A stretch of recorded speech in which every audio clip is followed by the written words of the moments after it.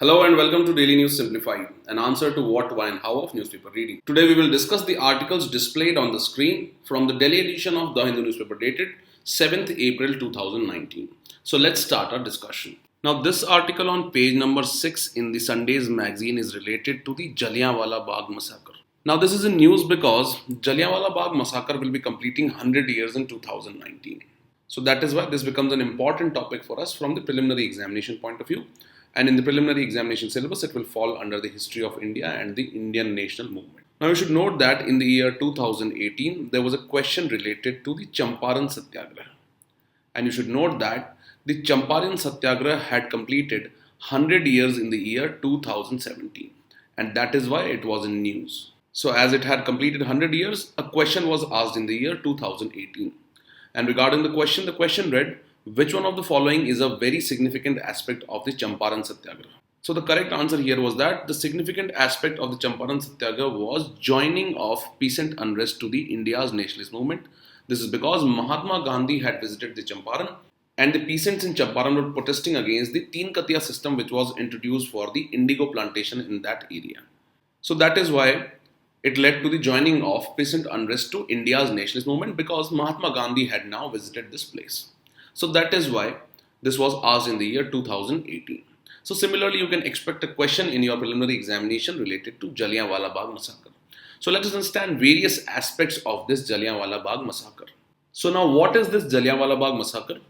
So you should note that it took place on 13th April 1919. And on this date, the troops of British Indian Army under the command of Colonel Reginald Dyer, or commonly known as General Dyer, fired rifles on a crowd of Punjabis who had gathered in Jallianwala Bagh in Amritsar, Punjab.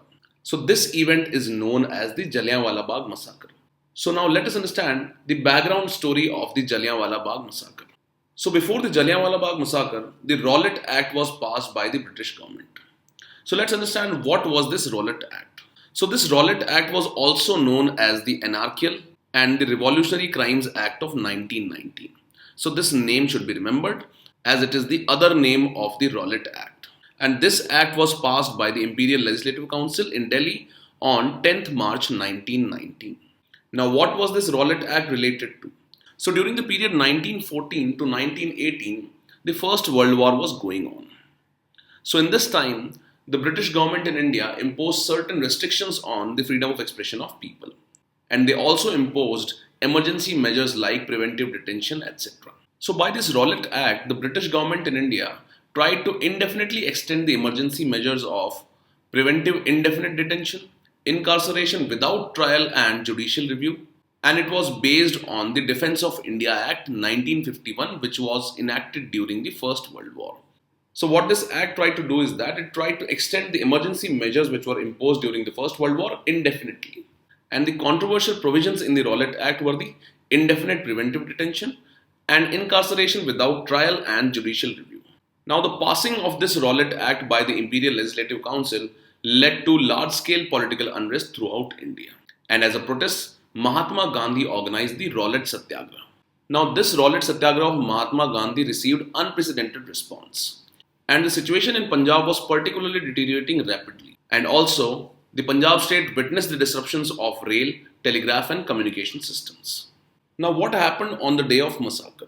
So here you should note that the civilians in the city of Amritsar had assembled for a festival known as Baisakhi. And this crowd was peacefully protesting the arrest and deportation of two nationalist leaders, namely the Satyapal and the Saifuddin Kichlu. So these two names are also important, that the crowd which was gathered at the Jallianwala Bagh were protesting against the deportation and arrest of the Satyapal and Saifuddin Kichlu. Now on this date, on 13th April 1919, General Dyer was convinced that there will be a violent uprising, and due to this, he banned all kind of meetings. However, this notice was not widely disseminated or not popularized or publicized. Now on hearing that a meeting has assembled at the Jallianwala Bagh, General Dyer went with troops and ordered firing on the crowd. And according to the estimates of Indian National Congress, about 1,000 people had died and another 1,500 were injured during the shooting. And the casualties were so high because the place where people had gathered had only narrow exits.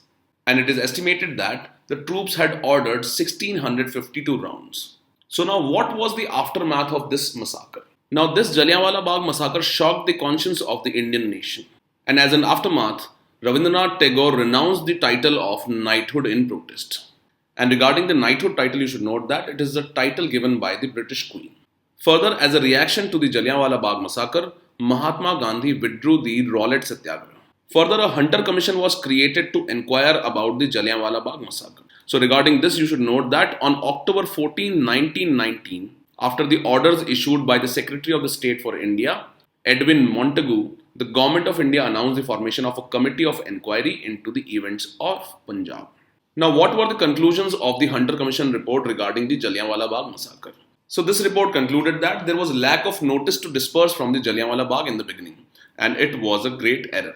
Secondly, the length of firing or the duration of firing, which included 1652 rounds of fire, showed a grave error. Further, the report noticed that General Dyer's motive of producing a sufficient moral effect was to be condemned. And further, Dyer had overstepped the bounds of his authority. And finally, the report concluded that there had been no conspiracy to overthrow the British rule in Punjab. So in short, the report found General Dyer guilty. However, this commission did not impose any penal or disciplinary action against General Dyer. Now, another related event with the Jallianwala Bagh massacre is the assassination of Michael O. Dyer.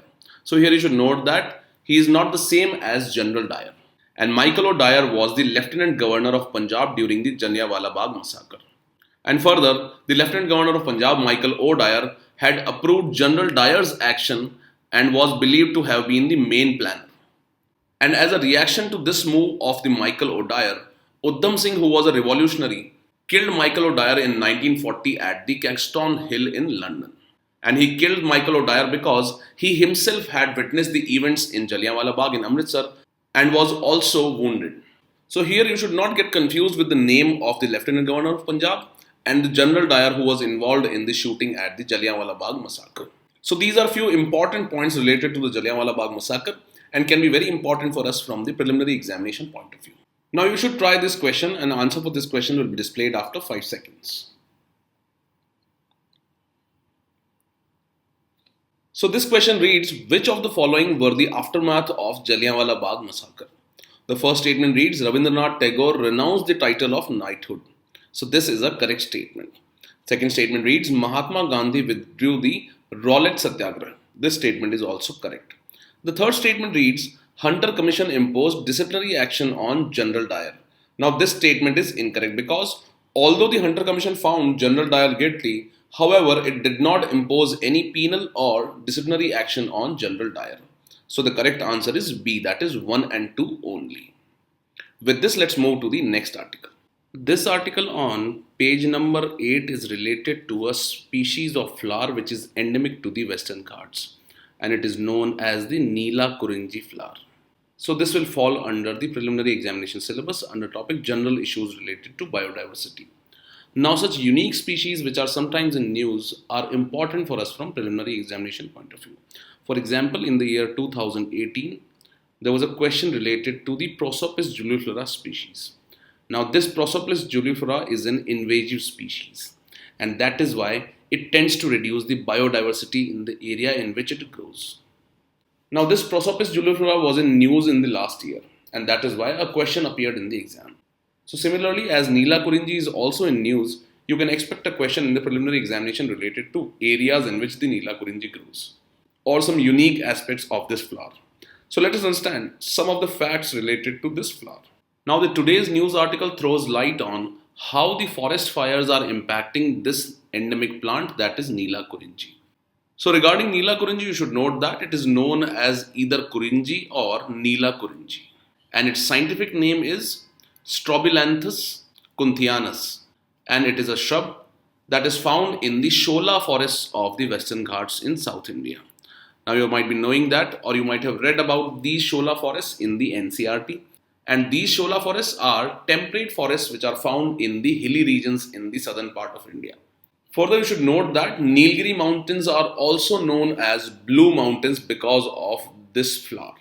And as this Neela kurinji grows on a large scale naturally, it gives a purplish color to the Nilgiri mountains, and that is why they are known as blue mountains. Now, a unique fact related to Neela kurinji flower is that it blossoms only once in 12 years.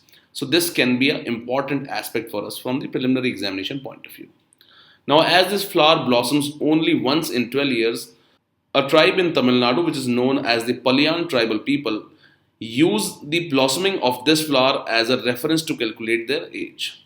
So these are few aspects of the Neela kurinji flower, and these can be important for us from the exam point of view. Now let's take up a practice question related to this.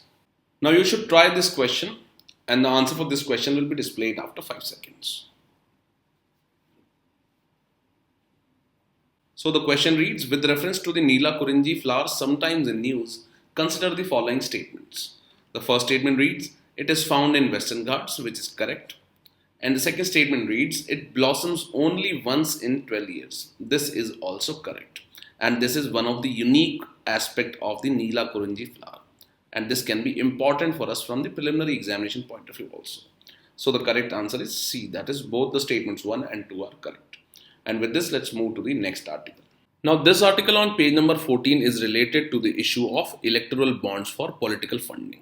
And there is a case going on in Supreme Court regarding the efficacy of the electoral bonds and the way in which they have been introduced. So in this regard, the Election Commission of India in an affidavit to the Supreme Court has said that the electoral bonds had made political funding opaque and would have serious repercussions on the transparency of political funding in India. And it will have serious repercussions on political funding because of its anonymous nature. Now here you should note that in the DNS of 28th March 2019, we have covered the issue of electoral bonds in detail. So now let us again revise this issue of electoral bonds and what are the issues with the electoral bond. Now for the introduction of electoral bonds in India, changes were made in the following acts. And these changes were done in the Finance Act, which is presented with the budget in the year 2016, as well as in the Finance Act of 2017. In the Finance Act of 2016, the changes were made in the Foreign Contribution Regulation Act of 2010. And further, changes were also made in the Income Tax Act of 1961, the Representation of People Act 1951, the Companies Act of 2013, and the Reserve Bank of India Act 1934. So you should keep this aspect in mind that the changes were made in the following acts for the introduction of electoral bonds. And this can be a potential question for your preliminary examination. Now let us look at the impact of introduction of electoral bonds and what are the associated issues with these electoral bonds in India. Now before the introduction of electoral bonds, donations to the political parties could be done in cash below the amount of rupees 20,000. However, after the introduction of electoral bonds, this amount was reduced only to 2,000. And now all the donations above rupees 2,000 cannot be done in cash, and they have to be done through the electoral bonds. Now previously, the political parties had to declare donations in excess of rupees 2,000 received from any person or company. So these political parties had to declare the donations which were in excess of rupees 20,000 before the introduction of electoral bonds. Also, the political parties were supposed to maintain the records of contributions which were made in excess of rupees 20,000 with the names and addresses of all the donors. However, after the introduction of electoral bonds through the Finance Act of 2017, the donor is not required to disclose the name of the political party while purchasing the electoral bonds. And the political parties are not required to maintain the records of these donors. Now, this is one of the issues with the introduction of electoral bonds because previously, all the donations above rupees 20,000 had to be maintained by the political parties as to where it is coming from and the name and address of the donating company or the corporate. However, now this provision has been done away with, and this affects the cause of transparency in the funding of elections. This is because the names of the company which are donating to particular political parties is not being given out.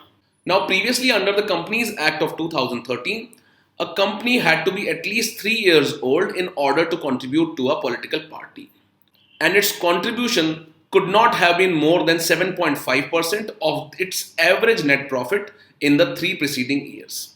So this was the provision in the Companies Act before the electoral bonds were introduced.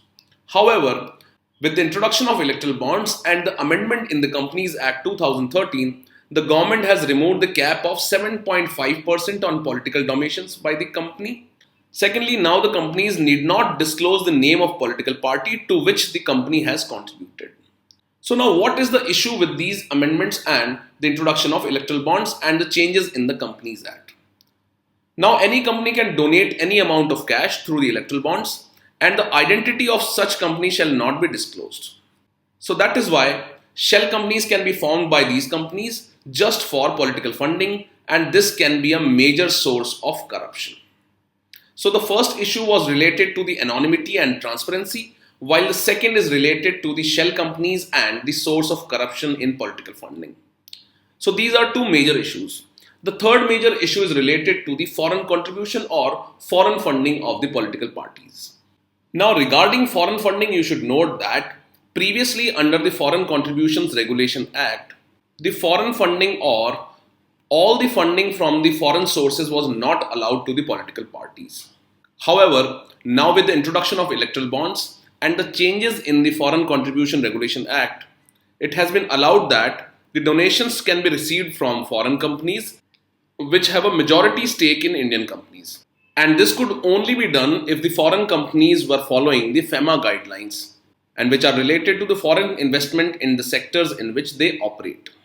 So by the changes in the Foreign Contribution Regulation Act, now the foreign funding for the political parties is also open. And this can also lead to a corruption and influencing of the policy decisions in India. So the three major issues are related to transparency, corruption and the foreign funding. Now let us look at the submission of the Election Commission of India in the Supreme Court regarding the electoral bonds. Now as we have learned about the various issues related or associated with the electoral bonds, the Election Commission of India has submitted in the Supreme Court that the introduction of electoral bonds and the way in which they have been introduced causes a serious impact on the transparency in political funding. This is because the companies are not required to disclose their names and the names of the political parties to which they are funding. Secondly, by allowing the foreign funding through the purchase of electoral bonds, these kinds of funding invite foreign corporate powers into Indian politics. So this can also lead to interference in the Indian politics. This is because the foreign companies can now invest in the political parties. Further, the Election Commission of India also raised concerns on the two consecutive amendments which were made in the Finance Acts of 2016 and 17. And we have learned that these amendments were related to changes in the Income Tax Act, the Representation of People Act 1951, the Foreign Contribution Regulation Act of 2010, etc. And regarding these amendments, the Election Commission has said that these amendments would pump in black money for political parties through the shell companies. And this will also allow unchecked foreign funding of political parties in India, which could lead to Indian politics being influenced by the foreign companies. The Election Commission has also said that it had warned the Ministry of Law and Justice about the amendments and the adverse impact these could have on the political funding in India.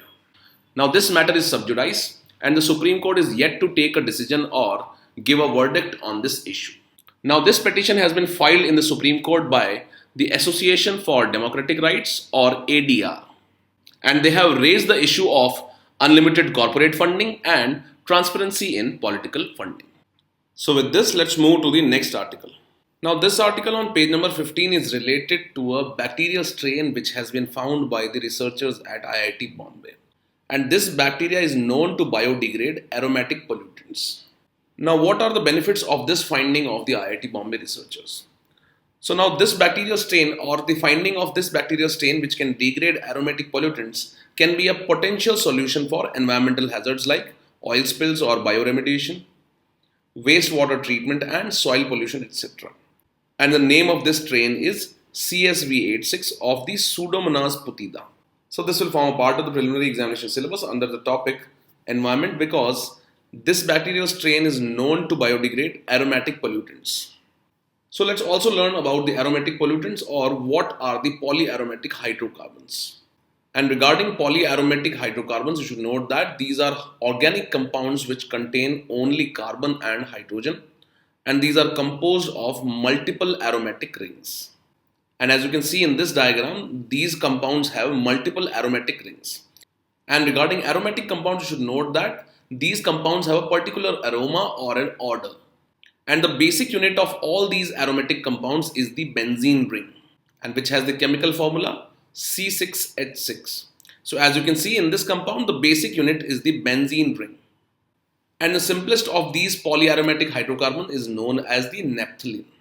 Now these polyaromatic hydrocarbons are known to be pollutants, and they have been linked with various cancers like the skin cancer, lung cancer, liver cancer, stomach cancer, etc. Now how are these polyaromatic hydrocarbons formed? So these are generally formed in low temperature combustions, for example, tobacco smoking, wood burning indoors, etc. So only these two facts, that the bacterial stain which has been found by the IIT Bombay researchers is known to remove the aromatic pollutants, and also what are aromatic hydrocarbons are important. So let's take up a practice question. So this question reads, consider the following statements about polyaromatic hydrocarbons. So the first statement reads, the polyaromatic hydrocarbons are typically found in lower temperature combustions, for example, tobacco smoking or wood burning.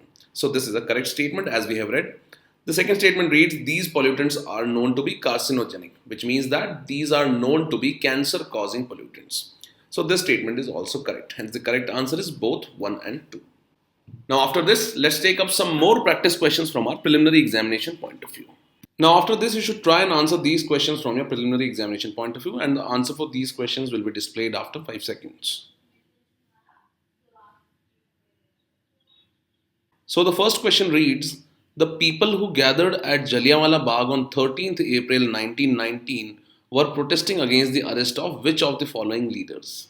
And the names of leaders include Bhagat Singh, Satyapal and Saifuddin Kichlu. So as we have read, they were protesting against the arrest of Satyapal and Saifuddin Kichlu. So the correct answer is C, that is 2 and 3 only. The second question reads, the Hunter Commission of 1919 was appointed with the objective of. The statement A reads, reviewing education in the country since Wood's dispatch of 1854.